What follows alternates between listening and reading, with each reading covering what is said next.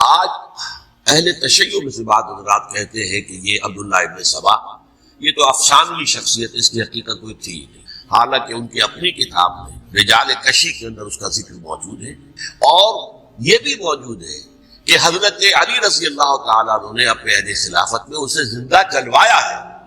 اس کی وجہ کیا تھی؟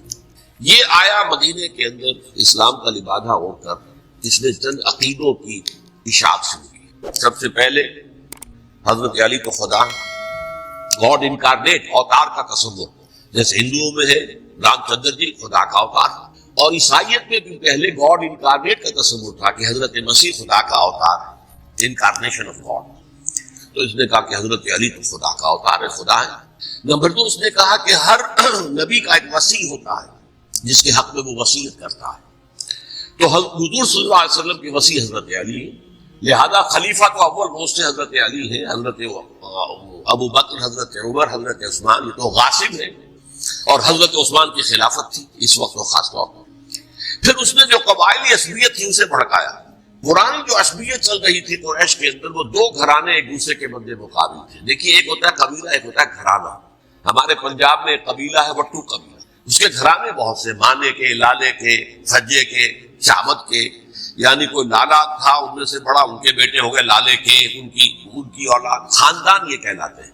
قبیلہ ہے یہ وٹو قبیلہ، جو قبیلہ تھا قریش، اس میں گھرانے بہت تھے، بنو ہاشم، بنو امیہ، بنو تیم، بنو عدی، یہ بہت سے گھرانے تھے۔ گزارش ہے اگر آپ ہمارے چینل پر نئے ہیں تو سبسکرائب ضرور کریں، اور ڈاکٹر اسرار احمد رحمت اللہ علیہ کے لیے سورہ فاتحہ پڑھ کر کامنٹ میں آمین لکھنا نہ بھولیں۔ شکریہ۔ تو جوٹی کے 2 گھرانے جو تھے وہ بنو ہاشم اور بنو امیہ، ان کے درمیان چپقلش تھی، مقابلہ، مسابقت، اور یہ مسابقت فی الخیر بھی ہوتی تھی۔ اگر انہوں نے غریبوں کو کھانے کھلائے ہیں تو ہم ان سے بڑھ کر کھلائیں گے، اگر وہ حاجیوں کی خدمت کرتے ہیں تو ہم ان سے بڑھ کر کریں گے۔ تو ان کے اندر یہ مسابقت الخیر کی تھی، لیکن چپقلش تھی کہ کوئی ہم سے آگے نہ نکل جائے، وہ سمجھتا تھا وہ آگے نہ نکل جائے۔ پر اس شخص نے اس پرانی عصبیت کو تازہ کیا کہ حضور تو بنو ہاشم میں سے تھے، لہذا خلافت حق ہے بنو ہاشم، یہ غاصب ہے۔ اس سے پہلے 2 خلفاء جو تھے وہ نہ بنو ہاشم سے تھے نہ بنو امیہ سے تھے۔ حضرت ابو بکر بنو تیم میں سے تھے، چھوٹا قبیلہ تھا۔ حضرت عمر بنی عدی میں سے تھے، وہ بھی چھوٹا قبیلہ تھا۔ یہ حضرت عثمان پہلے خلیفہ جو بنو امیہ میں سے تھے، جن کی پرانی چپقلش بنو ہاشم سے تھی، اب اس کو موقع مل گیا کہ پرانی قبائلی عصبیت کو بھڑکائے۔ یہ ہے اصل میں اس فتنے کا پس منظر عبداللہ ابن سبا نے جو آ کر پھیلایا ہے، اور اس کی تفصیل میں اس وقت میں نہیں جا سکتا، کیسے یہ فتنہ پروان چڑھا، کیا انہوں نے اسٹریٹجی اختیار کی، کہ یہ کیا کرتے تھے، گروہ بنا کر بھیجتے تھے لوگوں کو۔ کوفے میں جاؤ تو وہاں پر دمشق کے گورنر کے خلاف اور مصر کے گورنر کے خلاف الزامات لگاؤ، اس نے یہ کیا، وہ غبن کر گیا، وہ یہ کر گیا، وہ خیانت کر رہا ہے، وہ رشتہ داروں کو پال رہا ہے، اور عثمان کے خلاف بھی تقریریں کرو رضی اللہ تعالیٰ عنہ۔ دمشق میں جاؤ تو کوفے کے گورنر کے خلاف، کیونکہ دمشق کے گورنر کے خلاف بات کرو گے تو لوگوں کو معلوم ہوگا کہ یہ جھوٹ بول رہے ہیں، لیکن یہ کہ وہاں تو تم بات کرو کوفے کے گورنر کے خلاف اور مصر کے گورنر کے خلاف اور حضرت عثمان کے خلاف۔ مصر میں جاؤ تو بات کرو کوفے کے اور شام کے گورنر کے خلاف اور حضرت عثمان کے خلاف۔ یہ انہوں نے ایسا اٹھایا، اور اس زمانے میں آپ کو معلوم ہے ذرائع نشر و رسائی تھے نہیں، نہ اس فتنے کی پتہ چل سکا جب تک کہ وہ فتنہ جو ہے پوری طرح برگو بار لا کر تراور درخت نہیں بن گیا۔ اس کے نتیجے میں حضرت عثمان رضی اللہ تعالیٰ عنہ شہید، اور خلیفہ پھر حضرت علی رضی اللہ تعالیٰ عنہ کو انہی سوائیوں نے، جنہوں نے گھیراؤ کیا تھا، جنہوں نے حضرت عثمان کو شہید کیا ہے، یہی حضرت علی رضی اللہ تعالیٰ عنہ کے ارد گرد ہوئے، اور حضرت علی رضی اللہ تعالیٰ عنہ بھی نہیں چاہتے تھے خلافت کی بیعت لینا، لیکن آخر کیا کرتے؟ کیا وہ امت کو بغیر خلیفہ کی چھوڑ دیتے؟ حضرت زبیر سے کہا گیا، انہوں نے نہیں مانا، رد کر دی بات۔ حضرت طلحہ سے کہا گیا، انہوں نے نہیں مانا۔ حضرت علی سے کہا گیا، اب عشرہ مبشرہ میں سے یہی تو تھے نا، لہذا انہوں نے تسلیم کر لیا، خلافت ہو گئی۔ لیکن اس کے بعد جو خانہ جنگی ہوئی ہے، اس خانہ جنگی کے نتیجے میں نوٹ کر لیجئے کہ 1,00,000 کے قریب مسلمان ایک دوسرے کی تلواروں اور نیزوں اور برچھیوں اور تیروں سے قتل میں ہلاک۔ یہ ہماری تاریخ کا تاریخ ترین باب ہے۔ 5 سال، 4.5 سال حضرت علی کی خلافت کی، اور 6 مہینے حضرت حسن کی خلافت رضی اللہ تعالیٰ عنہ۔ اس سے کیا ہوا کہ ایک طرف تو اسلام کی جو توسیع ہو رہی تھی، تھمتا نہ تھا کسی سے سیل رواں ہمارا، وہ سیلاب رک گیا، انٹرنل سیبوٹاج ہو گئی نا، اب تو اندر ہی آپس ہی میں اگر دستوں غریبان ہو گئے تو باہر اب کیا توسیع کرتے ہیں، وہ توسیع کا عمل ہو گیا۔ اور یوں سمجھیے کہ جیسے ٹرک اگر کبھی چل رہا ہو بھرا ہوا وہ لوڈنگ اور وہ چڑھائی چڑھ رہا ہو، تو اگر کہیں موشن ٹوٹ جائے ٹرک کو رکنا پڑے تو ڈرائیور کے جان پر بن جاتی ہے، اس لیے کہ اس کو دوبارہ سٹارٹ کرنا، اور جبکہ وہ چڑھائی پر ہے، انکلائن پر ہے، آسان کام نہیں ہوتا، خطرہ ہوتا ہے وہ پیچھے جو ہے وہ نہ جائے۔ اور پہاڑی علاقوں میں آپ کو معلوم ہے ذرا پیچھے چلے جانے کا مطلب جو ہے بہت خطرناک جو ہے نتیجہ نکل سکتا ہے۔ بہرحال حضرت علی رضی اللہ تعالیٰ عنہ نے اپنے خلافت میں ایک کام یہ کیا، اب اس کی کیا مصلحتیں تھیں یہ تو انہی کے علم میں ہوگا، ہم قیاس کر سکتے ہیں، میں اس طرف میں نہیں جانا چاہتا۔ ابھی تک خلافت کا مرکز تھا مدینہ منورہ، حضرت ابوبکر، حضرت عمر، حضرت عثمان، وہی جہاں حضور صلی اللہ علیہ وسلم رہے تھے اور جہاں پر کہ حضور مدفون تھے۔ لیکن حضرت علی نے اپنا مرکز جو ہے وہ کوفہ بنایا۔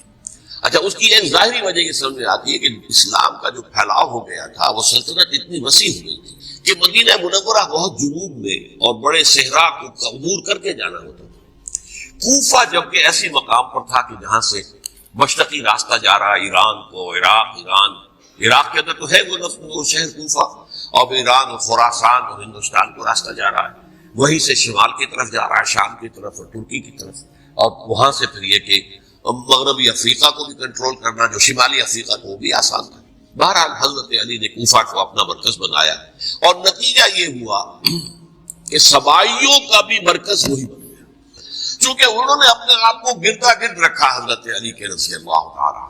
اب ظاہر بات ہے کسی پرٹیکولر پرسن کے خلاف تو کوئی مقدمہ موجود تھا نہیں، بلکہ جب جنگ جمل ہو رہی تھی، ابھی جنگ نہیں ہوئی تھی، حضرت عائشہ، حضرت طلحہ، حضرت زبیر وہ لے کر آئے تھے مسٹر اس مطالبے کے لیے کہ حضرت عثمان کے قاتلوں کو سزا دی جائے، قصاص لیا جائے۔ حضرت علی رضی اللہ تعالیٰ عنہ سے گفت و شنید ہو رہی تھی، حضرت علی جو ہے اس پر آمادہ ہو گئے کہ ٹھیک ہے، میں جو بھی قاتلین عثمان ہیں ان کو گرفتار کر کے سزا دوں گا۔ این اسی وقت کوفے کی مسجد کے اندر جو ہے 10,000 کا مجمع کھڑا ہو گیا، ہم سب قاتل عثمان ہیں، لو ہم سے بدلہ کہاں سے ہوگا۔ اور انہوں نے کیا کیا، جاتے ہی جنگ چھیڑ دی، جب چھڑ جائے تو یا مرو یا مارو، اس کے علاوہ کوئی چارہ کار ہوتا ہی نہیں۔ ایک رات میں 10,000 مسلمان شہید ہوئے، جن میں 2 عشرہ مبشرہ میں سے حضرت زبیر اور حضرت طلحہ رضی اللہ تعالیٰ۔ تو یہ صورت تھی، سبائیوں نے گھیراؤ کیا حضرت علی کا رضی اللہ تعالیٰ۔ حضرت معاویہ دعوے دار نہیں تھے خلافت کے، قتل نہیں، ان کا صرف ایک دعویٰ تھا، اور وہ یہ تھا کہ عثمان کے قاتلوں کو گرفتار کرو، یا خود سزا دو یا ہمارے حوالے کرو، ہم اس سے قصاص لیں گے۔ اس لیے کہ قبیلہ بنو امیہ کا تھا اور حضرت ابی معاویہ بنو امیہ میں سے، تو ایک خاندانی طور پر جو ہے ہم قصاص لیں گے ان سے جنہوں نے قتل کیا ہے۔ گزارش ہے، اگر آپ ہمارے چینل پر نئے ہیں تو سبسکرائب ضرور کریں، اور ڈاکٹر اسرار احمد رحمت اللہ علیہ کے لیے سورہ فاتحہ پڑھ کر کامنٹ میں آمین لکھنا نہ بھولیں۔ شکریہ۔ لیکن یہاں ظاہر بات ہے کہ حضرت علی رضی اللہ تعالیٰ عنہ کی طرف سے مطالبہ یہ ہوتا تھا تم پہلے میری بیعت کرو، میرے ہاتھ مضبوط کرو تاکہ میں ان کے خلاف کوئی اقدام کر سکوں۔ لیکن انہیں یہ اندازہ تھا کہ اگر میں نے بیعت کی تو ظاہر بات ہے کہ حضرت علی تک پہنچنے سے پہلے مجھے گردن اڑا دیں گے یہ لوگ، اس لیے کہ سبائی جو ہے وہ آپ کو گھیرے ہوئے۔ بہرحال ایک عجیب الجھاؤ، ایک ڈائلیما تھا جس کی وجہ سے یہ جنگ چلتی رہی، اور حضرت علی رضی اللہ تعالیٰ عنہ کو انہی کے شیعان علی ہی کے اندر سے وہ جماعت علیحدہ ہوئی تھی جس کو ہم خوارج کے نام سے جانتے ہیں، اور ایک خارجی ابن ملجم ہی نے حضرت علی کو شہید کیا رضی اللہ تعالیٰ عنہ۔ پھر حضرت حسن رضی اللہ تعالیٰ عنہ، اب دیکھیے کس قدر صحیح بات تھی جو حضرت علی رضی اللہ تعالیٰ عنہ نے فرمائی جب ان سے کہا گیا کہ کیا ہم آپ کے بیٹے حسن کے ہاتھ پر بیعت کر لیں رضی اللہ تعالیٰ عنہ۔ فرمایا نہ میں تمہیں اس کا حکم دیتا ہوں نہ میں اس سے روکتا ہوں، یہ تمہارا معاملہ ہے، امرہم شورا بینہم، تم اپنے باہمی مشورے سے جو فیصلہ کرو گے ٹھیک ہے، میں نہ حکم دیتا ہوں نہ روکتا ہوں۔ اس کا کیا مطلب ہے؟ باپ کے بعد بیٹے کی خلافت ہرگز حرام نہیں ہے، ورنہ کہتے کیسے ہو سکتا میرا بیٹا؟ نہیں، یہ نہیں کہا۔ حضرت عمر سے بھی کہا گیا تھا کہ اپنے بیٹے کو نامزد کر دیں، عبداللہ ابن عمر کو، تو انہوں نے جواب میں کیا کہا؟ اسے تو طلاق دینی بھی نہیں آتی۔ انہوں نے اپنی کسی زوجہ کو طلاق دی تھی اور اس میں جو صحیح ترین طریقہ ہے وہ اختیار نہیں کیا تھا، انہیں طلاق دینے تک نہیں آتی تو میں اسے خلیفہ بنا دوں۔ یہ نہیں کہا تھا کہ باپ کے بعد بیٹا خلیفہ نہیں ہو سکتا، یہ تو نہیں تھا، کہیں حرام نہیں ہے، نہ کتاب و سنت میں، نہ کوئی حدیث ہے، نہ کہیں قرآن مجید میں۔ تو حضرت علی نے بھی فرمایا رضی اللہ تعالیٰ، نہ میں روکتا ہوں نہ حکم دیتا ہوں، یہ تمہارا اپنا معاملہ ہے۔ بہرحال حضرت حسن رضی اللہ تعالیٰ عنہ نے حضرت امیر معاویہ سے صلح کر لی، خلافت ان کو سپرد کر دی۔ دیکھیے میں حضرت ابوبکر، حضرت عمر، حضرت عثمان، حضرت علی کے ساتھ حضرت حسن کے دور خلافت کو بھی خلافت راشدہ میں سے سمجھتا ہوں، اور تبھی 30 سال پورے ہوتے ہیں اس حدیث کے مطابق کہ حضور نے فرمایا خلافت کی 30 برس رہے گی پھر ملوکیت آ جائے گی۔ تو حضرت حسن کا بہت بڑا کارنامہ یہ ہے کہ اس خانہ جنگی کا دروازہ بند کر، اور یہ پیشے گوئی تھی حضور کی صلی اللہ علیہ وسلم۔ حضرت حسن جب بچے تھے حضور کے انتقال سے پہلے، میرا یہ بیٹا مسلمانوں کے 2 گروہوں میں صلح کرائے گا، یہ حضور کی پیشن گوئی تھی، اور وہ پیشن گوئی حضرت حسن کے علم میں بھی ہوگی یقیناً۔ بہرحال انہوں نے صلح کی حضرت امیر معاویہ کے ساتھ رضی اللہ تعالیٰ عنہ، خلافت ان کے حوالے کر دی، اور کچھ شرائط تھیں طے ہو گئی، اللہ اللہ خیر سے۔ حضور کی تو یہ پیشن گوئی جو ہے صحیح ثابت ہوئی کہ میرا یہ بیٹا مسلمانوں کے 2 بڑے گروہوں کے درمیان صلح کرا دے، اور سبائیوں نے انہیں تعنے دیے، یا عار المومنین، اے مومنوں کے لیے موجب عار، موجب شرم، تم نے بزدلی دکھائی، تم نے امیر معاویہ کو خلیفہ تسلیم کر لیا، تم نے بزدلی دکھائی، معاذ اللہ ثم معاذ اللہ ثم معاذ۔ اب میں کچھ باتیں حضرت امیر معاویہ کے بارے میں کہنا چاہتا ہوں، اس لیے کہ وہاں اس میں نے حضرت معاویہ کے بارے میں یہ تو بہت حدت کے ساتھ کہا تھا، اور میں اب بھی اس پر قائم ہوں اور پوری طریقے سے قائم ہوں۔ میرا مستقل موقف یہی ہے کہ حضرت معاویہ رضی اللہ تعالیٰ عنہ کے دور خلافت کو ہم خلافت راشدہ میں شامل نہیں سمجھتے، اہل سنت میں سے کوئی بھی نہیں سمجھتا، لیکن اس کے ساتھ میں نے حضرت امیر معاویہ کے کچھ مناقب بھی بیان کیے تھے تاکہ پلڑا جو ہے ترازو کا اس کے دونوں پلڑے سامنے آئے۔ لیکن یہ وہ حصہ میرے اس بیان کا نکال دیا گیا، ختم کر دیا گیا، یہ میں نہیں جانتا کہ اس میں کیا مصلحت دیکھی گئی ہے۔ اس میں تو کسی کے لیے کوئی معاملہ ایسا نہیں تھا کسی کے جذبات کو جو ہے وہ ٹھیس پہنچانے والا، کہ میں نے کہا وہ خلیفہ راشد نہیں تھی، صاف میں نے کہا، بلکہ وہ دور ملوکیت کا آغاز ان سے ہو گیا ہے۔ بلکہ جب ایک صاحب نے یہ کہا کہ کربلا کے بعد سے دور ملوکیت آ رہی تھی، تو میں نے کہا نہیں جناب، دور ملوکیت تو 20 سال پہلے پوری ہو چکی تھی، شروع ہو چکی۔ حضرت امیر معاویہ کے بھی 20 سال میں وہ دور ملوکیت میں شمار ہوئے۔ انہیں کسرى العرب بھی کہا گیا، عرب کے کسریٰ، جو شہنشاہ ایران کا خطاب تھا، حضرت معاویہ رضی اللہ تعالیٰ عنہ کو کسرى العرب کہا گیا، عرب کا کسریٰ ہی۔ لیکن دوسری طرف یہ ہے کہ وہ صحابی رسول رضی اللہ تعالیٰ حضور کے برادر نسبتی بھی ہیں، حضور کے سالے ہیں، ان کی ہمشیرہ ام حبیبہ حضور کی زوجہ محترمہ ہے، ام المومنین ام حبیبہ رضی اللہ تعالیٰ عنہ۔ پھر کس قدر معتمد علیہ تھے حضور کے کہ کاتبان وحی میں شامل تھے، وحی کی کتابت کرنے والے چند لوگ تھے جنہیں کہ حضور کہتے تھے کہ اب یہ آیت لکھ لو، ان میں سے ایک امیر معاویہ بھی رضی اللہ تعالیٰ۔ تو بڑے توازن کی ضرورت ہے۔ دیکھیے صحابہ کرام کا جہاں تک تعلق ہے، اہل سنت کا موقف یہ ہے کہ صحابہ کلہم عبود، صحابہ سب کے سب نیک نیت ہے، اور ان کی روایت جو ہے قبول کی جائے گی، رد نہیں کی جائے گی، ان پر کوئی جرح و تعدیل نہیں ہوگی، اس لیے کہ ان کا تزکیہ محمد رسول اللہ صلی اللہ علیہ وسلم نے کیا تھا۔ لہذا یہ تو ہو سکتا ہے کہ کسی صحابی سے کوئی خطا ہو جائے، لیکن وہ خطا اجتہادی ہوگی، نیت کی خطا نہیں ہوگی، نیت کی غلطی نہیں۔ اگر کسی صحابی کی نیت پر حملہ کیا جائے تو یہ اصل میں طعن ہے، حملہ ہے حضور پر کہ وہ تربیت دے نہیں سکے اپنے ساتھیوں کو، معاذ اللہ ثم معاذ اللہ ثم معاذ اللہ، وہ تزکیہ کر ہی نہیں سکے۔ 3 جگہ جو قرآن میں آیا ہے یتلو علیہم آیاتہ ویزکیہم، تو کیا تزکیہ کیا؟ اگر ان کے قریب ساتھی جو تھے، اگر ان کے اندر بھی بدلیت تھی اور دنیا کی طلب تھی اور دنیا کے اندر اقتدار حاصل کرنے کا جذبہ تھا، تو کیا تزکیہ کیا؟ معاذ اللہ ثم معاذ اللہ۔ لہذا صحابہ سب کے سب عدول ہیں اور ان سے اختلاف ممکن ہے، لیکن ان کی نیت پر حملہ نہیں ہو سکتا۔ تو حضرت امیر معاویہ کی شخصیت ایک چیز ہے، آپ کا دور خلافت دوسری چیز ہے۔ شخصیت کے اعتبار سے صحابی رسول ہے، برادر نسبتی ہے حضور کے صلی اللہ علیہ وسلم، اور پھر یہ کہ اس قدر معتمد علیہ ہے صحابہ میں سے کہ وہ کاتبان وحی، یہ عام آدمی کے کرنے کا کام نہیں تھا جو وحی کی کتابت کرے اللہ کے کلام کی۔ البتہ یہ ہے کہ جیسا کہ میں نے عرض کیا، ان کا دور خلافت راشدہ نہیں ہے، وہ ملوکیت کا دور ہے۔ یہ میں نے عرض کیا، میں نے ایک صاحب نے جب یہ کہا کہ ملوکیت شروع ہو رہی تھی، میں نے شروع نہیں ہو رہی تھی، ملوکیت تو 20 سال پہلے شروع ہو چکی۔ اسی طریقے سے ایک صاحب نے کہا تھا کہ اسلام کو قائم کرنے کے لیے حضرت حسین میدان میں آئے، میں نے کہا یہ بھی غلط ہے، اسلام تو 60 سال پہلے قائم ہو چکا تھا، نبی اکرم صلی اللہ علیہ وسلم کے دستے مبارک سے اسلام قائم ہو گیا، جاء الحق وزهق الباطل ان الباطل کان زہوقا، پھر 30 برس تک وہ کامل شکل کے اندر قائم رہا۔ تو اسلام جو ہے وہ جو ہے در حقیقت اب قائم کرنے والی بات نہیں تھی، البتہ اس کے اندر زوال شروع ہو گیا تھا۔ اس زوال کے عمل کو روکنے کے لیے حضرت حسین میدان میں، یہ چیز کو صحیح تاریخی پرسپیکٹو میں رکھنا، تو جس طرح سے دین کو قائم کرنے کے لیے دین قائم تو کیا محمد رسول اللہ صلی اللہ علیہ وسلم والذین معہ رضی اللہ تعالی عنہ انہوں نے کیا۔ ہاں اب جو ہے وہ اپنی اس شاندار حیثیت سے نیچے گرنے لگا تھا، وہ میں بعد میں عرض کروں گا کہ میں نے اسے کیا عرض کیا تھا کہ یہ اس زوال کو روکنے کے لیے کسی طریقے سے یہ اپنی اصل حقیقت میں قائم رہے، یہ حضرت حسین رضی اللہ تعالیٰ عنہ کی سعی تھی۔ اچھا، گزارش ہے اگر آپ ہمارے چینل پر نئے ہیں تو سبسکرائب ضرور کریں اور ڈاکٹر اسرار احمد رحمت اللہ علیہ کے لیے سورہ فاتحہ پڑھ کر کامنٹ میں آمین لکھنا نہ بھولیں۔ شکریہ۔ حضرت امیر معاویہ کے جو 20 سال ہیں وہ پورے امن، سکون، اطمینان، کوئی جھگڑا، کوئی فساد، کوئی اختلاف، کوئی باہمی فانہ، کچھ 20 سال، یہ بھی تاریخ کی بڑی چشم کشا حقیقت ہے جو عام طور پر لوگوں کے علم میں نہیں ہے۔ سبائی بھی دبکے رہے، حضرت امیر معاویہ کی حکومت اتنی مضبوط تھی، کنٹرول، کہ ان کو کچھ سر اٹھانے کا موقع نہیں ملا، موجود تھے، دبکے رہے۔ جیسے کہ میں نے کہا ریولیوشن کے آخری مرحلے پر آ کر جو مخالفین ہیں وہ دب جاتے ہیں کہ پھر دیکھیں کہ موقع ملے گا تو پھر لیں گے ان سے حساب کتاب۔ 20 سال رہے ہیں پورے امن کے، 10 سال کے بعد یعنی درمیان میں ہے حضرت امیر معاویہ کا عہد خلافت۔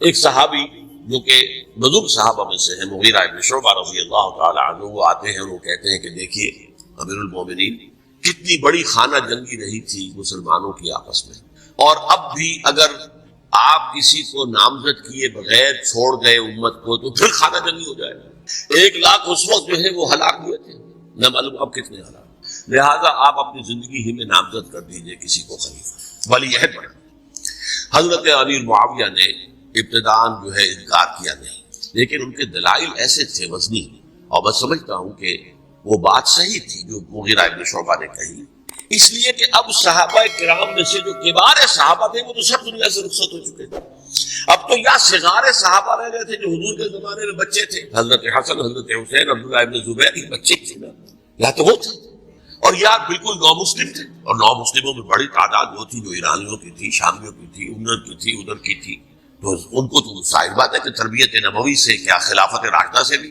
اکثر و بیشتر کو کوئی حصہ ملا ہی نہیں۔ تو اس صورت میں اب وہ اعلیٰ ترین معیار پر حکومت کے نظام کو قائم کرنا ممکن نہیں ہے۔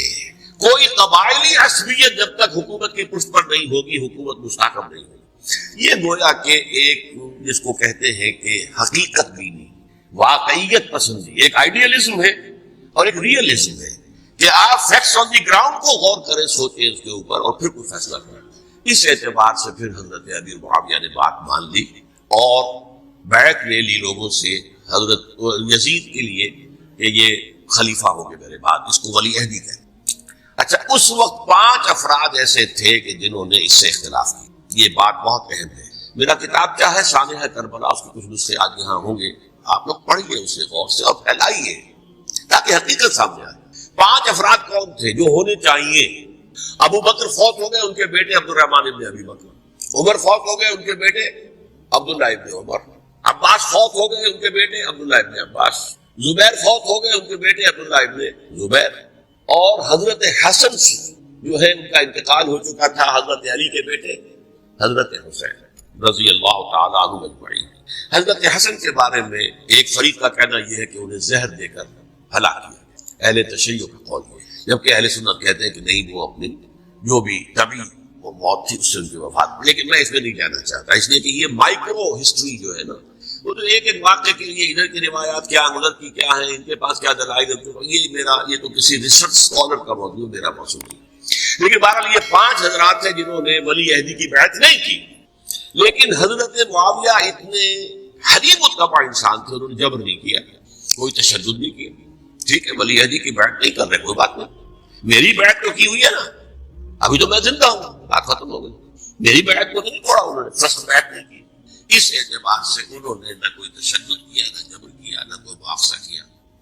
لیکن جب امیر معاویہ کا انتقال ہو گیا، اب ولی عہدی کی بجائے وہ اب خلافت کی بیعت، सब लोगों ने बैठ कर, उन 5 में से एक फौत हो चुके थे, हजरत अब्दुर्रहमान इब्न अबी बकर फौत हो चुके रज़ी अल्लाह, 4 थे।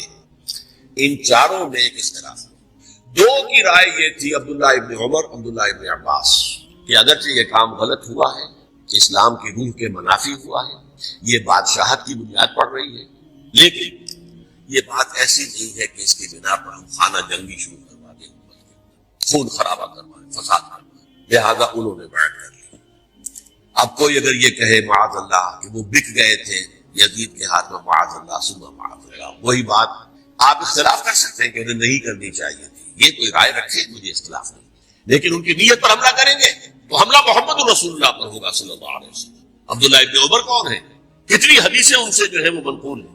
अब्दुल्लाह इब्न अब्बास कौन है, जिन्हें हुजूर ने जो है जिनके लिए दुआ की थी, ऐ अल्लाह फ़क़्हिहु फ़िद्दीन वअल्लिमहु तावील, ऐ अल्लाह इस नौजवान को दीन का फ़हम अता कर और कुरान की तावील और तफसीर का इल्म अता कर, हिब्रुल उम्मा कहलाते हैं। वो कहीं पैसों और टकों के वक्त डूब जाने वाले नहीं थे, उन्होंने उम्मत की मसलहत देखी, नीयत जो है उस पर हमला न कीजिए। अलबत्ता इख्तिलाफ का था, 2 हज़रात जो है डटे रहे कि नहीं, हमें कम वक्त में रेजिस्ट करना है। अब्दुल्लाह इब्न जुबैर उम्र के एतबार से वो बड़े हैं, मुसलमानों में सबसे पहले विलादत मदीने में जाकर जो हुई है वो अब्दुल्लाह इब्न जुबैर की हुई है। हिजरत करके जब मुहाजिरीन वहां पहुंचे, कुछ अरसे तक किसी के यहाँ कोई औलाद नहीं हुई, जो लोगों ने ताने देने शुरू कर दिए कि मालूम होता है कि यहाँ आकर ये मक्के के रहने वाले जो है कमजोर हो गए हैं, इनके यहाँ औलाद नहीं हो रही।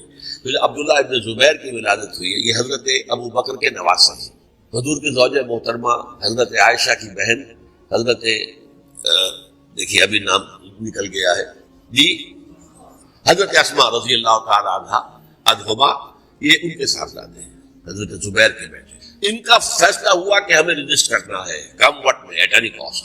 हजरत हुसैन इब्न अली रज़ी अल्लाह तआला अन्हुमा का भी फैसला हुआ कि हमें रजिस्ट करना है कम वक्त में।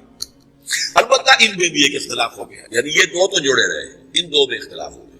अब्दुल्लाह इब्न जुबैर का कहना यह था कि हमें हिजाज में रहना चाहिए, ये सरजमीन है जिसमें नबूवत की बरकत सबसे ज्यादा है, यहाँ हम मजबूत किले के अंदर हैं, हमें यहाँ से जो है रजिस्ट करना चाहिए और खत्म करना चाहिए इस निजाम के अंदर जो खराबी आ गई है। हजरत हुसैन रज़ी अल्लाह तआला अन्हु के पास खतूत का तांता बना हुआ था, कूफे से लोग खत लिख रहे थे, आइए आइए आइए, हम आपके हाथ में बैठ करेंगे, हम आपके हाथ में बैठ करेंगे, हम आपके हाथ में बैठ करेंगे। यही वो कूफा जो हजरत अली का दारुल खिलाफा रहा था और जो फिर सबाइयत का गढ़ बन गया था।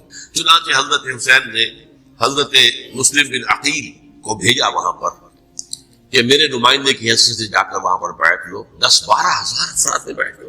लेकिन उसके बाद यजीद की तरफ से गवर्नर बना के भेजा गया इब्न ज़ियाद को। इब्न ज़ियाद ने आकर जो तशद्दुद किया और सख्ती की तो सब के सब बैठ तोड़कर और सब मुनहरिफ हो गए। मुखलिसीन तो वो थे नहीं, अल-कूफी लायूफी, कूफी जो है वो तो कोई वादा वफा करने वाला होता ही नहीं। बैठ तोड़ दी, फमन नकसा फइन्नमा यनकुसु अला नफ्सी, बैठ के बाद बैठ तोड़ देना बहुत बड़ा तोड़ दिया। उधर इत्ला मिल गई हजरत हुसैन को, चल चुके थे वो, रास्ते में थे कि वहां तो मुस्लिम बिन अकील शहीद हो गए और सब लोगों ने बैठ तोड़ दी। अब वापस जाना चाहते थे लेकिन मुस्लिम बिन अकील के बेटे जो है अड़ गए। ये अरब की अपनी एक जो है पुरानी उनकी हमीयत और उनका कबायली निज़ाम कि अब हम अपने वालिद के खून का क़िसास लिए बगैर नहीं जाएंगे। हजरत हुसैन रज़ी अल्लाह तआला अन्हु की मरवत और शराफत, ये मेरा साथ देने के लिए आए थे, अब मैं इनका साथ न दूं तो ये तो शराफत मरवत के खिलाफ है। कहा अच्छा चलो चलते। वहां जाकर भी ऐन अपने मैदान के अंदर भी हजरत हुसैन रज़ी अल्लाह तआला अन्हु ने 3 चीजें पेश की उन कूफियों के लश्कर के खिलाफ। सबसे बड़ा लश्कर के अंदर सबसे बड़े तो कूफी थे जिन्होंने बैठक की हुई थी हजरत हुसैन के साथ। देखो मुझे जाने दो वापस हिजाज की तरफ, या मुझे सरहदों पर भेज दो ताकि मैं काफिरों के साथ जंग करते हुए अपनी जान दे दूं, या मुझे यजीद के पास जाने दो, मैं अपना मामला उससे तय कर लूं। लेकिन कूफियों को यह गवारा नहीं था। अगर ये यजीद के पास पहुंच गए तो हमारा कच्चा चट्टा चिट्ठा बयान कर देंगे कि मुझे तो इन लोगों ने बरगला कर बुलाया था। इसलिए कि देखिए हजरत अमीर मुआविया के 20 सालों के दौरान में बता चुका हूं, उनकी हुकूमत इतनी मुस्तहकम थी कि उसके खिलाफ कोई फितना उठाना मुमकिन नहीं था। अब चूंकि चेंज ओवर हुआ था, और चेंज ओवर में आपको मालूम होता है कि एक जिसको कहते हैं everything is in the melting pot, अभी तो ये दरमियान के अंदर मामला है, तो उन्हें मौका मिला, सर उठाया हजरत हुसैन रज़ी अल्लाह तआला अन्हु को, जो खतूत लिखे जिसके थैले के थैले और बोरियों की बोरियां भरी हुई हजरत हुसैन के साथ थी, वो کہا کہ آئیے ہم آپ سے بیعت کریں گے، انہوں نے نہیں مانا۔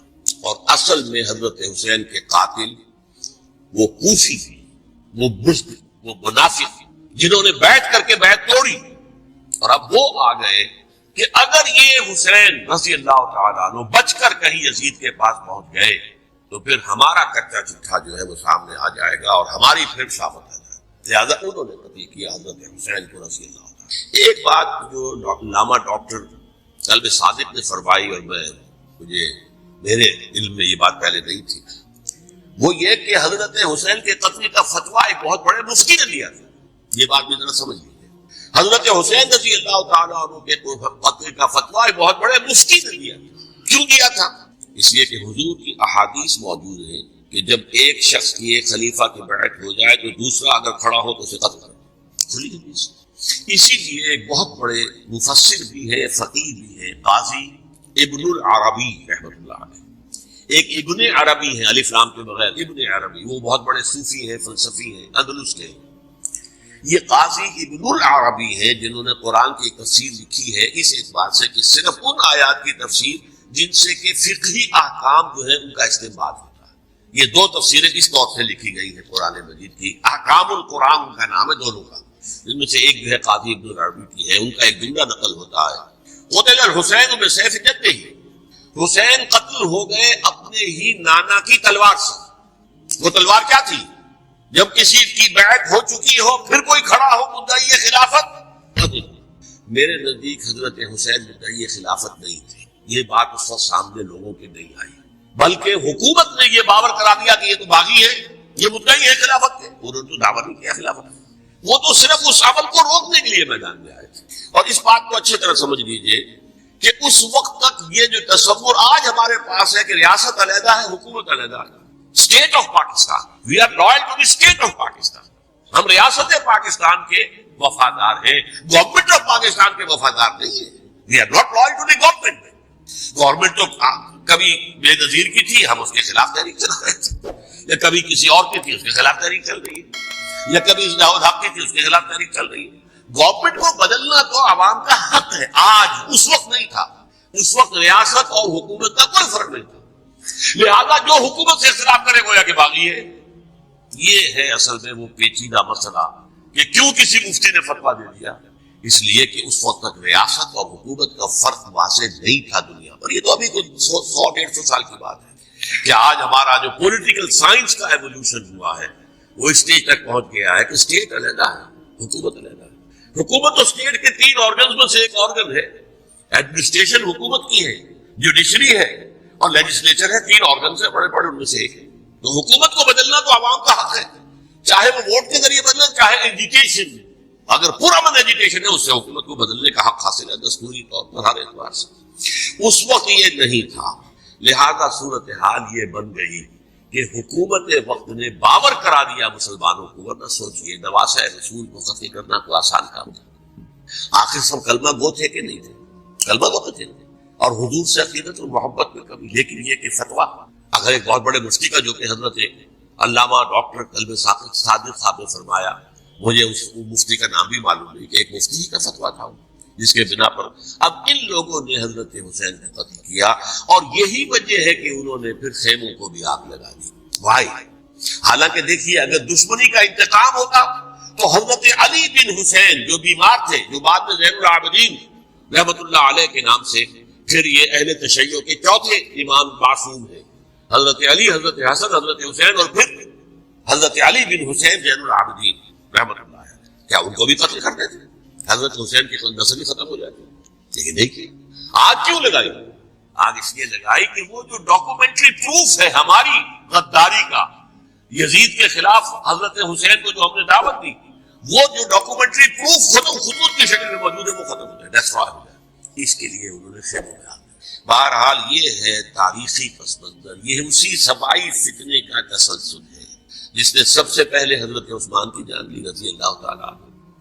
5 سال تک مسلمانوں میں خانہ جنگی رکھی، حضرت علی کو پھر شہید کیا، اور اس کے بعد جو ہے 20 سال حضرت امیر معاویہ کے جو سر نہیں اٹھا سکے، لیکن پھر جب ایک چینج اوور ہو رہا تھا تو اس وقت انہوں نے موقع غنیمت سمجھا کہ اب کھڑے ہو جاؤ، اور اب دوبارہ ایک سے गुजारिश है, अगर आप हमारे चैनल पर नए हैं तो सब्सक्राइब जरूर करें और डॉक्टर इसरार अहमद रहमतुल्लाह अलैह के लिए सूरह फातिहा पढ़कर कमेंट में आमीन लिखना ना भूलें। शुक्रिया। जो है उसको उम्मत के अंदर पैदा कर दो। अच्छा, इस मामले में एक बात जो मैंने वहां कही कि हमारे यहाँ शायराना जो मुबालगा आमेज़ी है, ये मेरी गुफ्तगू का हिस्सा उन्होंने हज़फ कर दिया है।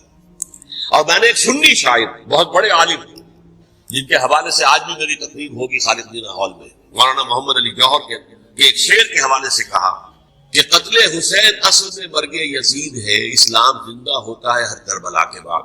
मैंने कहा बिल्कुल मुहम्मद शेर है, इस्लाम मरा ही नहीं था, जिंदा होने का क्या सवाल। और अगर किसी दर्जे में मुज़महिल या जख्मी हुआ था तो वो तो रहा, करबला के बाद भी रहा, यजीद की हुकूमत भी रही, बनु उमय्या की हुकूमत भी चली, वो तब्दीली तो नहीं आई। ये क्या कह रहे हैं, इस्लाम जिंदा होता है करबला के बाद। मैंने कहा इस्लाम मरा नहीं था। जैसे मैंने ये कहा कि मलूकियत जो है वो अब तक शुरू नहीं हुई, मलूकियत तो 20 बरस पहले शुरू हो चुकी थी हजरत अमीर मुआविया के। लेकिन जाहिर बात है कि हजरत हसन ने, हजरत हुसैन ने उसको कबूल किया, और हजरत हुसैन ने तो फिर 10 साल तक वली अहदी जो थी चाहे बैत नहीं की, लेकिन उसके खिलाफ मैदान में आकर चैलेंज तो नहीं किया। इस एतबार से ये मामला जो है इस्लाम जिंदा होता है करबला के बाद, ये बेतुकी बात है। हाँ, हजरत शाह इस्माइल शहीद रहमतुल्लाह अलैह की अगर मैं तशबीह को तमसील के सामने रखूं तो इस्लाम की इमारत 6 मंजिला है, 6ठी मंजिल टॉप की वो गिर गई, 5 मंजिलें इंटैक्ट थी, इस्लाम मरा नहीं था। अदालत में शरीयत के मुताबिक फैसले हो रहे थे, काजी थे, मुफ्ती थे, शरीयत नाफिज थी, इस्लाम क्या मरा था। क्योंकि खुद कह रहे हैं अल्लामा कल्बे सादिक के एक मुफ्ती के फतवे से हजरत हुसैन को कत्ल किया गया। अब वो मुफ्ती की राय उसकी बदनीयती हो, जो भी हो, वो जाने, अल्लाह जाने। लेकिन हाँ, मुसलमान क्या करें, इस पहलू से इस्लाम मरा नहीं था। हाँ, एक मंजिल गिर गई थी, वो गिरी नहीं, 1000 बरस तक गिरी नहीं। यहां तक कि आकर मगरबी इंपीरियलिज्म ने उसके गिराया, मलूकियत का मामला खत्म किया, और वो जबरियन मलूकियत दूसरी आ गई, वरना वही बादशाही चली है। बल्कि दौरे बनु उमय्या में वो बादशाही पूरी तरह उसने बालों पर नहीं निकाले थे, असल बालों पर तो उसने निकाले हैं दौरे बनु अब्बास में आकर। और फिर सलातीने जो है जो खुलफा है, उनका भी बादशाह थी, और क्या था, वो खिलाफत तो नहीं थी। तो ये तो इस्लाम में जो भी नक्स वाक़े हो गया था, कभी वाक़े हो गई थी, वो जू की तू बरकरार है, इसको भी तस्लीम किया। मैं अल्लाह का शुक्र अदा करके कहता हूँ कि दोनों हजरात, दोनों शिया दानिश्वर और बड़ी आला सतह के जो शिया आलिम थे, उन्होंने इस बात को तस्लीम किया और मैंने इस बात को चैलेंज नहीं किया। असल में तीसरी बात मैंने ये कही कि देखिए, हजरत हुसैन रज़ी अल्लाह तआला अन्हु की इस शहादत के बाद, उसके बाद वाक़या हर्रा भी हुआ, जो वाक़या करबला से भी बाद एतबारात से ज्यादा भयानक और ज्यादा घिनौना वाक़या बनु उमय्या की तारीख है, जिसको लोग जानते ही नहीं। मदीने के कुछ लोगों ने बगावत की और उन्होंने उसके खिलाफ फौज भेजी, और फौज को जो मदीना फतह कर लिया, 3 दिन के लिए हलाल कर दिया, जो चाहो करो, यहाँ जिसे चाहो मारो, जिसे चाहो लूटो, जिसका घर चाहो बर्बाद करो, जिस औरत को चाहो रेप करो। और ये मदीना तो नबी के अंदर हुआ, जो काट खाने वाली मुल्कियत के अंदर बहुत से वाक़े थे। अब्दुल्लाह इब्न जुबैर खड़े हुए, उन्होंने हुकूमत कायम की थी, लेकिन ये कि वो तो 6 साल के लिए कामयाब भी रहे, एक हुकूमत कायम की, बनु उमय्या के हाथ पर बैठ नहीं की, बिलाखिर उनकी हुकूमत भी खत्म हो गई। फिर हजरत ज़ैद खड़े हुए, उन्होंने बगावत की, वो भी नाकाम रह गए। फिर बनु अब्बास में खड़े हुए हजरत नफ्स ज़किया, हजरत हसन रज़ी अल्लाह तआला अन्हु के औलाद में से, वो भी नाकाम हो गए, शहीद हो गए। फिर ये समझ लिया गया कि अब ये जहां तक 6ठी मंजिल है वो तो दोबारा कामयाब नहीं हो सकती, ये तो जिसकी लाठी उसकी भैंस, जिसके पास ताकत होगी उसकी हुकूमत होगी, जिसका कबीला ज्यादा कवी होगा, जिस कबीले में ज्यादा असलियत होगी, मजबूत होगा, मुत्तहिद होगा, ताकतवर होगा, उसी की हुकूमत होगी। अलबत्ता उसके नीचे लोगों के अखलाक की इस्लाह करो। सूफिया किराम ने वो काम अपने जिम्मे लिया, और बिल्कुल वही काम है कि जो अहले बैत करते रहे।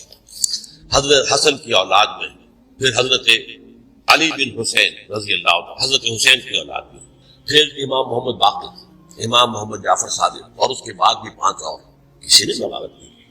जैसे उलमाए किराम काम कर रहे थे और जैसे सूफिया किराम काम कर रहे थे, ऐसे ही वो मुसलमानों की इल्मी तरबियत, रूहानी तरबियत और तज़किया कर रहे थे। किसी ने हुकूमत को चैलेंज नहीं किया। नोट कर लीजिए इस बात। हजरत अली ने भी चैलेंज नहीं किया था, हजरत हसन ने चैलेंज नहीं किया, खुद सुलह कर लिया। तो अइम्मा अहले बैत जो 12 ये गिनते हैं, जिनमें से आखिरी जो है हजरत महदी को तो अभी जाहिर होना है, उनके عقیدے کے مطابق وہ روپوش ہیں، وہ ظاہر ہوں گے۔ لیکن 11 حضرات کے بارے میں یہ کہ حضرت حسین کے سوا کسی نے بھی چیلنج نہیں کیا موت کے نظام، اور حضرت حسین نے بھی اس مغالطے پر کیا کہ کوفی ساتھ دیں گے، اور یہ موقع ہے کہ یہ جو چھٹی منزل اسلام کی گر گئی ہے اسے دوبارہ تعمیر کر دیا جائے۔ انہوں نے خلافت کا دعویٰ نہیں کیا تھا، یہ انہیں عوام کو مغالطے میں مبتلا کیا گیا کہ یہ خلافت کا مدعی ہو کر سامنے آیا۔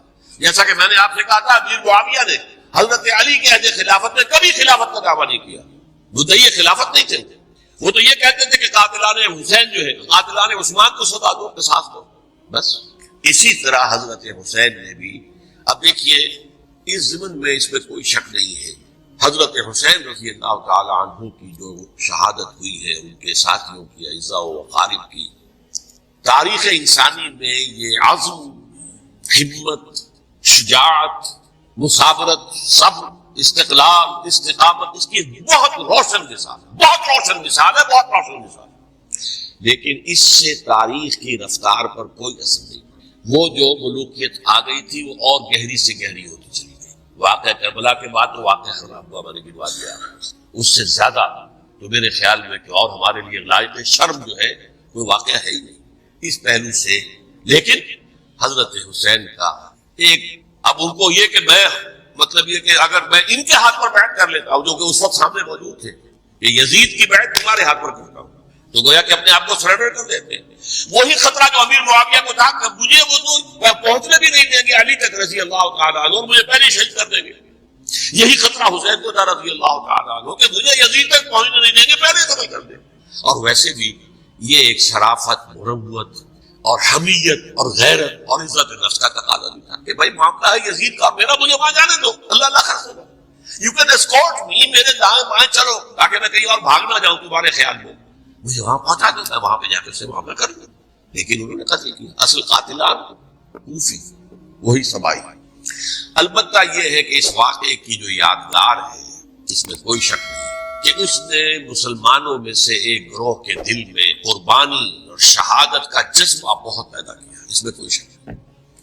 اور جس طریقے سے کہ عاشورہ محرم میں یاد منائی جاتی ہے، جس طریقے سے اس نے اہل تشیع کے اندر قربانی کا جذبہ بے انتہا پیدا کیا، اگرچہ وہ جذبہ بروئے کار نہیں آتا، اس لیے کہ ان کے ہاں یہ عقیدہ ہے، یہ طے ہے کہ جب تک حضرت مہدی ظاہر نہیں ہوں گے ہم کسی کے خلاف بغاوت نہیں کریں گے۔ یہ پوری تاریخ میں ان کا معاملہ رہا، تمام جو ہے ائمہ اہل بیت کا معاملہ رہا، جب تک مہدی نہیں آتے keep sitting and keep waiting, wait and see, that's all. یہ تو خمینی صاحب نے کیا ہے، آیت اللہ خمینی صاحب نے، کہ انہوں نے یہ ایران کے شیعوں کو باور کرایا کہ بھائی جب آئیں گے حضرت مہدی آ جائیں گے، لیکن ہم اب ہاتھ پر ہاتھ رکھے پر بیٹھے رہے، باطل کو چیلنج بھی نہ کریں، ہمیں کچھ تو کرنا چاہیے، وہ ہاتھ پاؤں ہلانے چاہیے، اور کچھ نہیں تو مہدی کا راستہ جو ہے صاف کرنا چاہیے، تمہید کرنی چاہیے، ان کے راستہ ہموار کیا جائے۔ تو یہ ان کی بڑی عظمت ہے آیت اللہ خمینی صاحب کی کہ اہل تشیع ایران کے جو ہے ان سے انہوں نے یہ بات منوا لی کہ ہم بالکل انرٹ نہیں بیٹھے رہیں گے، بلکہ اپنے نائب امام قرار دے کر اور ولایت فقیہ کے فلسفے کے حوالے سے، یہ دو چیزیں ان کی جو ہے بنیادی فلسفے کی ہیں، وہ اس وقت میرا موضوع نہیں ہے، انہوں نے عوام کو ایسا کھڑا کیا ہے کہ 20,000 سے لے کر 30,000 کے درمیان انسانوں نے جانے دی، عورتوں کے جلوس نکلے، شیرخوار بچہ گود میں ہے عورت کے اور گولی کھا رہی ہے، مر رہی ہے کہ نہیں۔ آپ سوچئے زندگی کتنی عزیز ہوتی ہے، اور شیرخوار بچے کے لیے ماں کی جو زندگی ہے، اس ماں کو اپنی زندگی کتنی عزیز تر ہوگی کہ اپنے لیے نہیں تو اس بچے کے لیے مجھے جینا ہے، لیکن نہیں، گولیاں کھائیں گری۔ یہ جذبہ انہی میں ہے۔ واقعہ یہ ہے کہ اہل سنت کے اندر یہ جذبہ نہ ہونے کے برابر ہے۔ یہ میں واشکاف الفاظ ہوں، پورے عالم اسلام میں صرف شیعہ ایران ایسا نکلا ہے کہ جس نے بادشاہ کا خاتمہ کیا، باقی سعودی عرب میں بادشاہ بیٹھی ہوئی ہے، ڈٹ کر بیٹھی ہوئی، اربوں ڈالر کا ایک ایک محل بنتا ہے ان بادشاہوں کا، اور سنی سن کوئی حرکت نہیں۔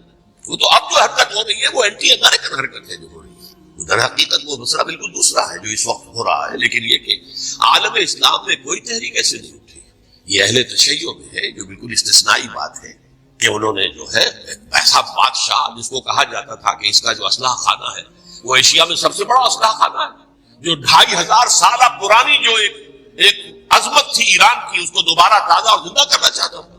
2500 سالہ برسی اس نے بنائی تھی، اس کے لیے ایک شہر آباد کیا تھا، کہ خسرو یا سائرس یا ذوالقرنین قرآن مجید کی اصطلاح میں اس کی یادگار بنائی تھی، اور وہ سوچ رہا تھا کہ وہی عظمت دوبارہ ایران کی ہوگی جو کہ خسرو کے زمانے میں تھی، جس کا قرآن مجید میں سورہ کہف کے اندر ذکر ہے، مشرقی فتوحات، مغربی فتوحات، شمالی فتوحات، وہ بادشاہ۔ گزارش ہے اگر آپ ہمارے چینل پر نئے ہیں تو سبسکرائب ضرور کریں اور ڈاکٹر اسرار احمد رحمت اللہ علیہ کے لیے سورہ فاتحہ پڑھ کر کامنٹ میں آمین لکھنا نہ بھولیں۔ شکریہ۔